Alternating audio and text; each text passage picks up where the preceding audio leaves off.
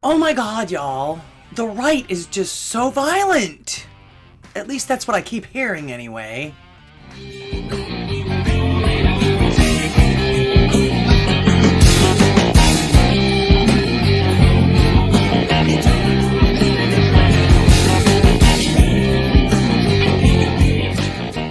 Greetings and welcome back to Here's What I Heard. I'm Lord Goddess, your hostess. Thank you for clicking on my little acre of the internet today. I keep hearing that the right and conservatives are really violent, to the point of now being called literal agents of terror. Of course, they always tell you to do your own research. Oh wait, no they don't, but who listens to them? I don't. Come on now, I need to know who to stay away from. I mean, you can't just profess something like that there are people out there just waiting to get me, and then not tell me who they are. I also need to know who not to vote for. So yes, I sought these literal agents of violence, according to the media and the Democratic politicians, out.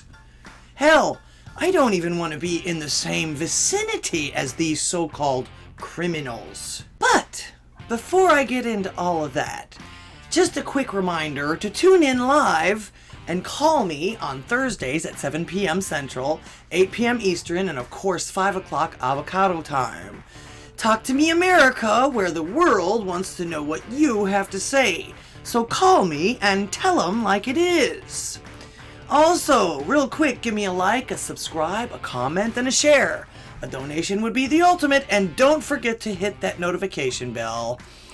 All my links are below, so click on some of them, will ya? First, let's take a look at this guy.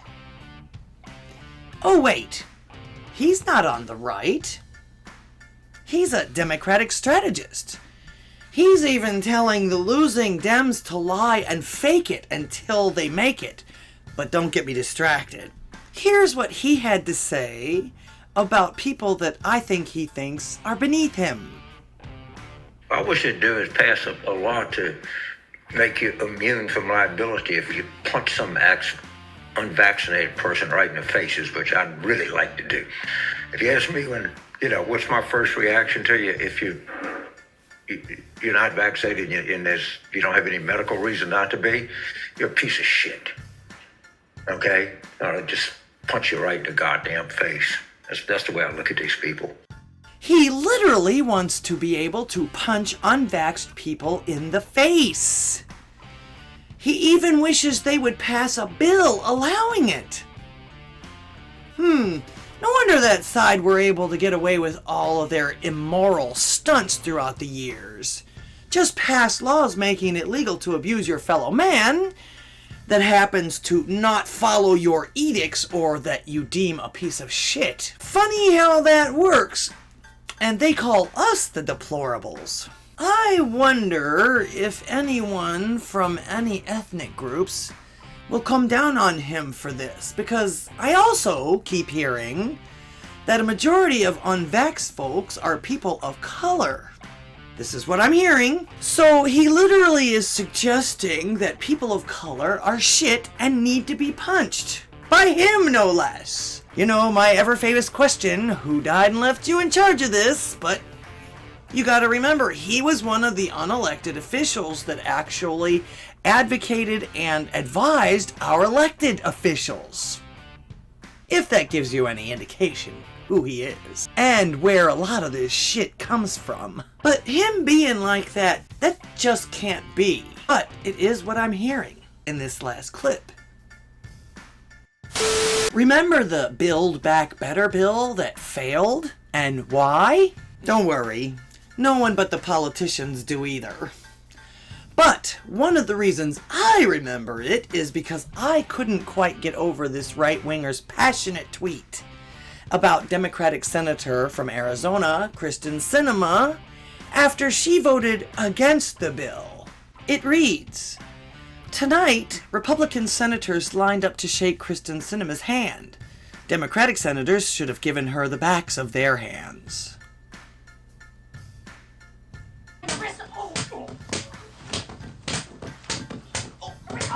Oh wait!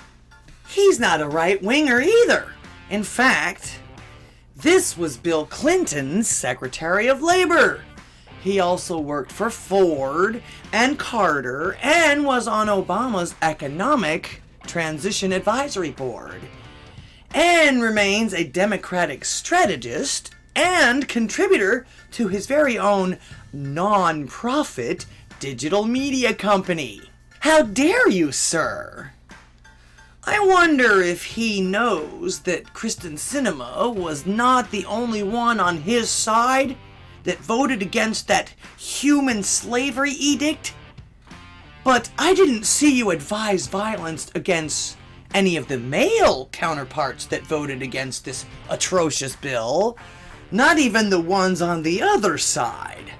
I also don't remember anyone bullying any of the Democrats into passing this bill, but boy did some of the Dems commence to violent rhetoric when they didn't get what they wanted, which from what I'm hearing and seeing seems to be turning more towards tyranny, but that is a topic for another video. Then of course when this Democrat was confronted about it, by his own side mind you, mostly progressive women, go figure, he used the old adage of "the devil made me do it," only he replaced the word devil with Republicans, who to him are too stupid to have known that giving someone a backhand, like a naughty red-headed stepchild, didn't mean actually committing violence against them.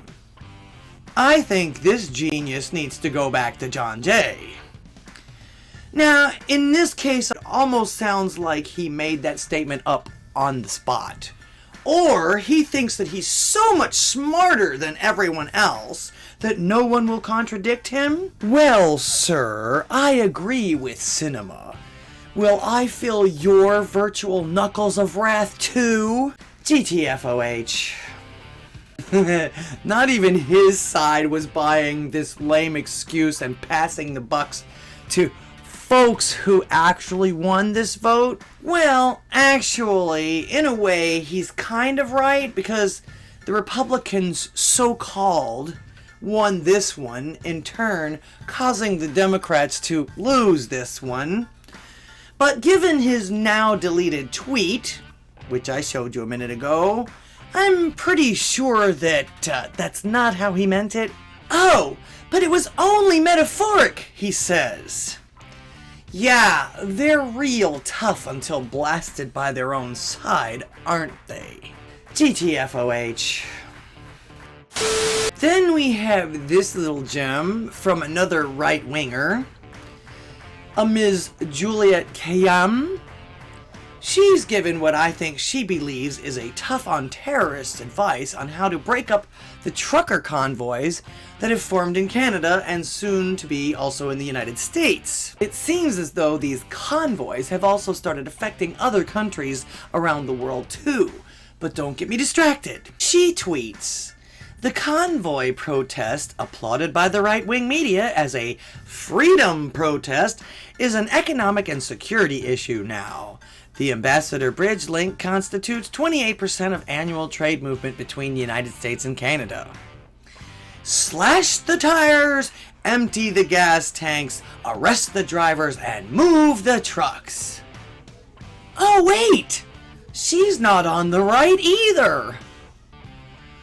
Juliet Kayum, blue checkmark, Harvard professor, CNN analyst, and CEO of Grip Mobility, national security expert, former Obama DHS.gov agent, evidently.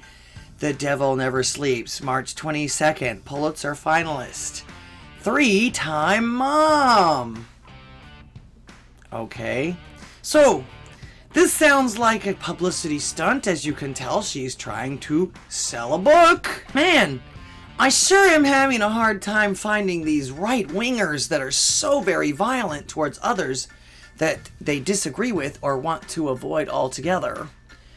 This lady, despite all of her education, wants to slash tires, vandalism, empty their gas tanks, theft and arrest the truckers for parking? Then she wants to move the trucks. Aside from the obvious idiocy here, is this really how you would like to be treated, or anyone in your family be treated, if you ever legally stand for something other than your exorbitant paycheck for passing propaganda? Or in any case that doesn't warrant violence? Again, I have not seen anyone do this to your side regarding any of these grievances that are mainly against you and your overlords. Yet you and folks like you just want to bang away at these actual peaceful protesters that are essentially coming to you hat in hand, showing you how actually humbly they work for your citizens, pleading with you to leave them alone to do so. But they are the violent ones? I guess if you convince yourself of that hard enough, any atrocity that you commit against them and even their families and children is okay in your eyes. I'm sure glad folks are waking up to your kind of evil. Here's one more example, and one of the main reasons things are getting so bad. Media like this. Seriously. Wow. I'm sorry. If I'm a mayor, I'm a prime minister, your trucks get in my city street, they're not going to stay there a week. Yeah. No, they're not going to stay. There's going to be somebody with a stick, and it's going to be banging on the window. It's going to say, you got one of two options. You can move this thing, or we're going to cuff you and take you to jail, and we're going to impound this, and we're going to fine your company. Move it or lose it. So move it or lose it. Way to go there, Teddy Roosevelt. Unfortunately, you never speak very softly, and despite that, not many folks listen.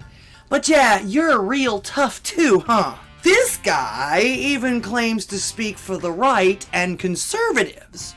Or the Republicans at least. But yeah, not on that channel, you don't. And didn't you go into commentary because you couldn't make it in actual politics? Or was it the dramatic exit of one of your interns? And don't even get me started on our summer of love and the mostly peaceful protests that literally ended folks' lives and livelihoods at the very time that those small businesses needed to be successful the most.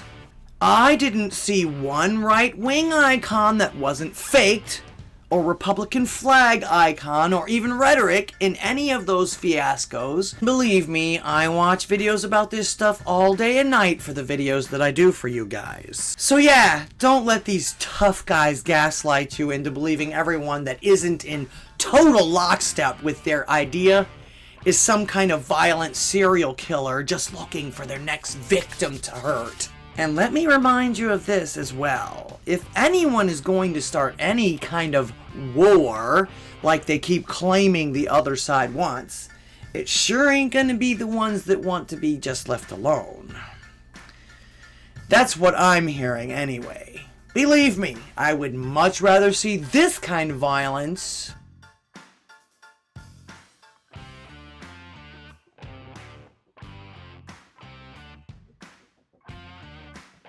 than this kind of violence.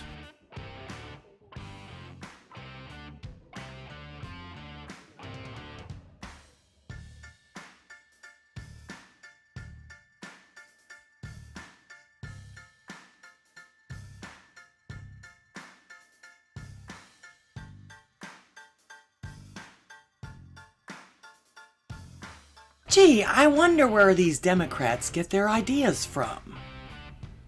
I don't know. No, I wish you were in high school. I could take him behind the gym. That's what I wish. And so we have to just change the culture, period, and keep punching at it and punching at it and punching at it. What do you think? I do hope you enjoyed my video today. No, really, what do you think? Let me know in the comments or call in to my live call-in talk show, Talk to Me America, on Thursdays at 7 p.m. Central, 5 o'clock avocado time, where the world wants to know what you have to say. So call me and tell them like it is. Also, please support my work by giving me a like, a subscribe, a share, a comment. Don't forget to hit the bell for notes. And of course, a donation would be the ultimate. Every penny goes right back into improving my show for you. All my links are below. Click on some of them, will ya? Thank you for clicking on my little acre of the internet today. Until next time.